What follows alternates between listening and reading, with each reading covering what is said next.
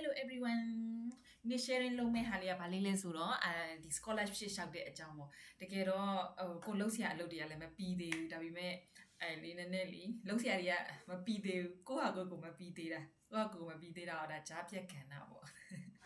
အဲ့မှာscholarship ရှောက်ဖို့အတွက်ကိုပြောပြမှာအဲ့လေတချို့ကကြာဒီ scholarship ရှောက်တော့မယ်ဆိုရင်ပြင်းတာ scholarship ရှောက်မယ်ဆိုရင်ပထမတစ်ချက်ကပြင်းတဲ့စိတ်မရှိအောင်ပြင်းတဲ့စိတ်မရှိအောင်တော့ပြင်းတဲ့စိတ်မရှိအဲ့ဒီတကယ်တော့ scholarship တခုရှောက်တဲ့ဟာဒီအရန်ကိုလေစိတ်ရှည်ရတယ်တီးခံရတယ်အရန်ကြီးပေါ့ဒါတောင်မှเนาะတလျှောက်တဲ့အဆင့်ရှိသေးတာအဲ့လိုမျိုးသူရွေးချက်သွားရင်လိုက်လို့ရမယ် step တွေမပါသေးခင်အဆင့်မှာကိုစိတ်ရှည်ရတယ်တီးခံရတယ်ကွာအဲ့တော့ခါကြတော့ scholarship တခုရှောက်ဖို့က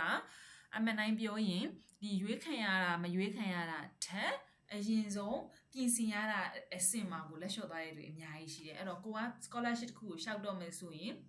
ပထမအဆင့်ဖြစ်တဲ့မပြင်းနဲ့စိတ်ရှိရမယ်အဲ့တခုကြော်ဖြတ်ရမယ်အဲ့တခုကြော်ဖြတ်ပြီးသွားပြီဆိုရင်ဘာရေးဆက်လုပ်ရမလဲဆိုတော့ကိုရှောက်ချင်တဲ့ scholarship ရဲ့အကြောင်းကိုသိချဖတ်ရမယ် scholarship ရှောက်တဲ့အခါမှာဒီတချို့ကကြတော့ဥပမာဆိုရင်အရင်တယောက်ကအရင်ရသွားတယ်ပေါ့အရင်ရသွားတဲ့အခါမှာနောက်တယောက်ကလည်းငါလည်းနိလို့ရှောက်ချင်နေဆိုအဲ့တယောက်ကပြန် share လုပ်လိုက်လို့ရသွားတာမျိုးတွေလည်းရှိတယ်ရသွားတယ်ဆိုတာဟိုပါပေါ့ documents တွေဘယ်လိုပြင်ဆင်ရမလဲဆိုရှေ့တယောက်က share တော့အဆင်ပြေပြေနဲ့ပြီးသွားတာမျိုးရှိတယ်တချို့ကကြတော့အဲ့လို share မဲ့သူမရှိဘူး share မဲ့သူမရှိတော့ခါကြကိုတိုင်းဖက်ရတယ်ကိုတိုင်းဖက်ရတယ်အဲ့တော့ခါကြတော့တချို့ကကြဥပမာပေါ့နော်share မဲ့သူရှိတော့ခါကြဒီ scholarship ရဲ့ eligibilities တွေလည်းမသိဘူး rules and regulation တွေလည်းမသိဘဲနဲ့အရှိတယောက်ကလမ်းညွန်သွားလို့သာရှောက်လိုက်တာရှောက်ပြီးရသွားပြီးတော့ခါကြတော့သူ့ရဲ့ benefit တွေပြီးတော့ခါကြတော့ပြောချင်တာ disadvantage တွေ advantage တွေမသိဘဲနဲ့ဟိုရလို့သာရသွားတဲ့ဟာမျိုးတွေလည်းရှိတယ်ပေါ့နော်အဲ့တော့ခါကြတော့ scholarship တခုရှောက်တော့မယ်ဆိုရင်ကိုကို sharing လုပ်တဲ့သူရှိသည်ဖြစ်စေမရှိသည်ဖြစ်စေအဲ့သူက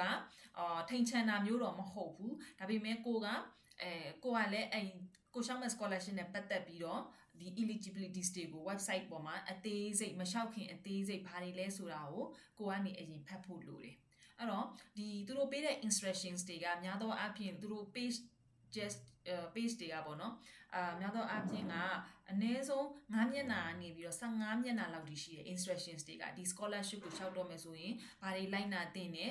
ဘာတွေကိုပြင်ဆင်သင့်တယ်ဆိုတဲ့ဟာတွေအဲ့တော့အဲ့တစ်ချက်ကိုအရင်ကို scholarship တခုရှောက်တော့မယ်ဆိုရင်အဲ့ဒီကိုရှောက်မဲ့ scholarship ရဲ့requirements တွေကိုသက်ဆိုင်ရာ website မှာဖတ်ဖို့မပြင်းပါနဲ့ okay ဒါပထမဦးဆုံး scholarship တခုရှောက်တော့မယ်ဆိုရင်လုပ်ရမယ့်အလုပ်ပါ bye bye love you all